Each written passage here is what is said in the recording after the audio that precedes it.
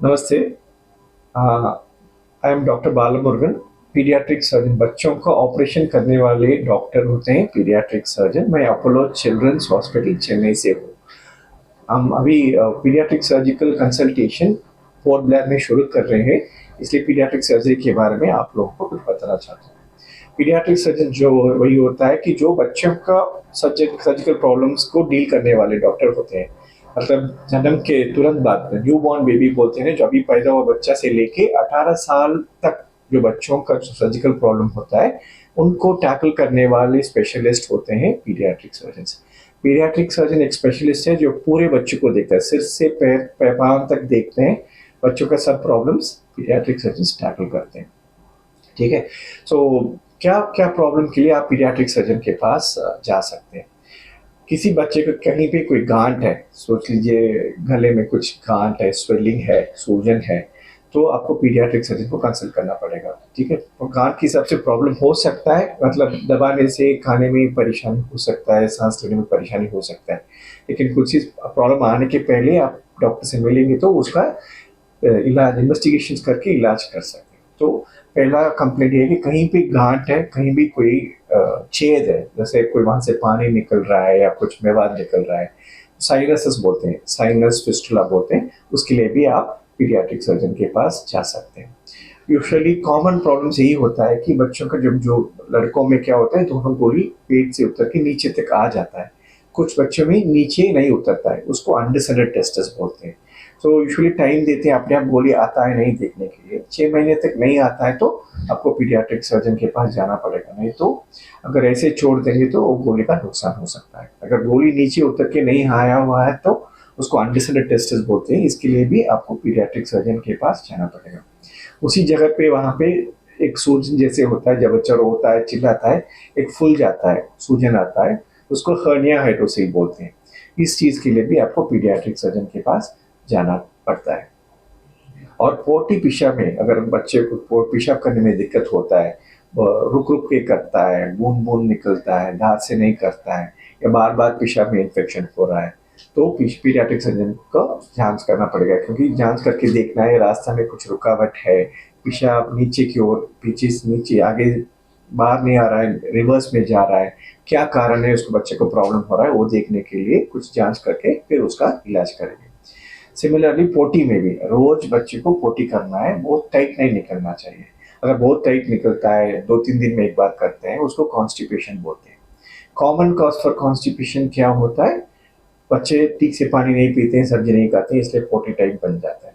लेकिन और भी कारण होता है, अगर पोटी का रास्ता बहुत छोटा है या नशे का प्रॉब्लम होता है, उसके लिए भी हमको इलाज करके फिर ऑपरेशन की ज़रूरत पड़ सकती है। तो पेशाब में प्रॉब्लम है, पोटी में प्रॉब्लम है, तो भी आपको पीडियाट्रिक सर्जन के पास जाना पड़ता है।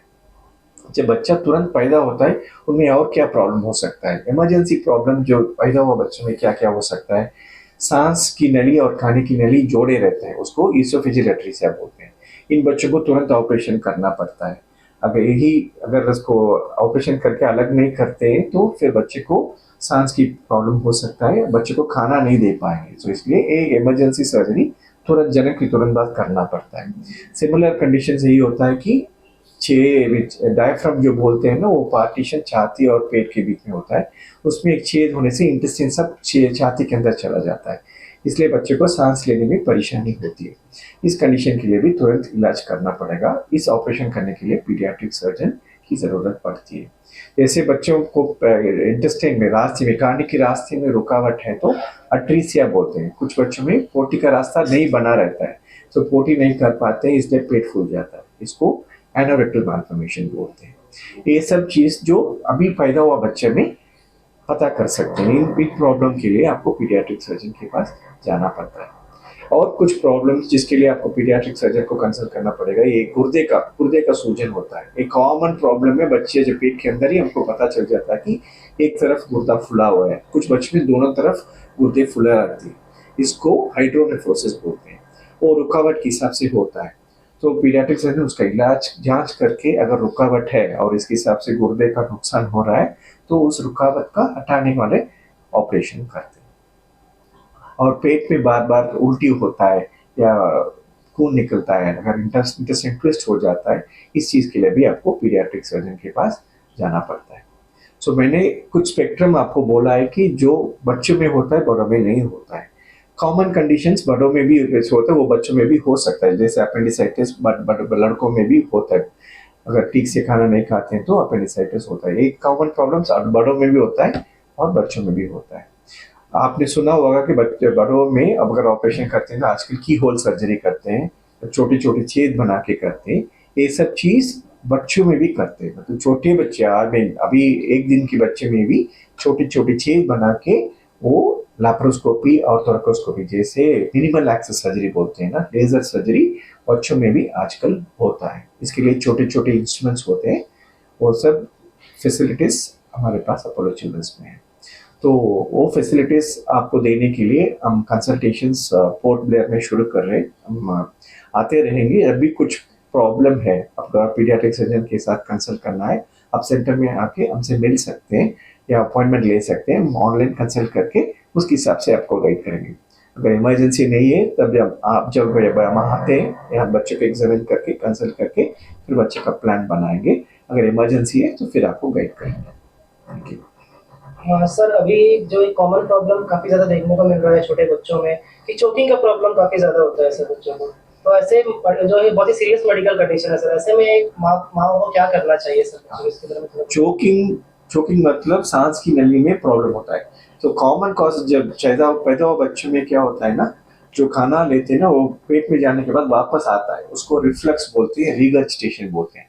क्योंकि सिंपल वाली टर्म्स में बोलेंगे तो वो खाने की नली और पेट जोड़ता है, उस जगह पे एक गेट होता है, वो पैदा होने में 3-4 महीने रहता है, इसलिए बच्चे दूध निकालते हैं। तो उस समय क्या करना पड़ेगा, छोटे बच्चों में हमेशा दूध लेने के बाद बर्पिंग करना है, हवा निकालने तक उसको पेट में थोड़ा थोड़ा मारना है, क्योंकि हवा निकलेगा तो ही दूध नीचे जाएगा।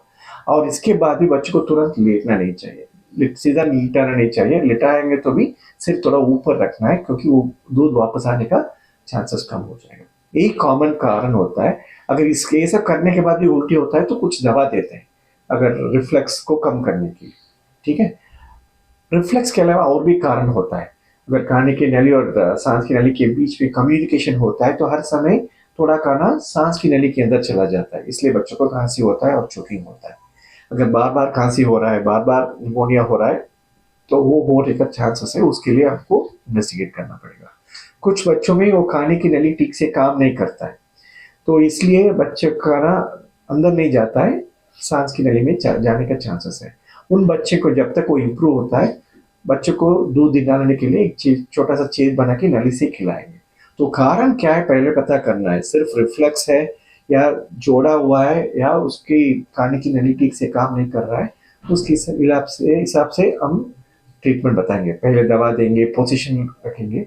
कुछ बच्चों में ऑपरेशन की जरूरत पड़ती है।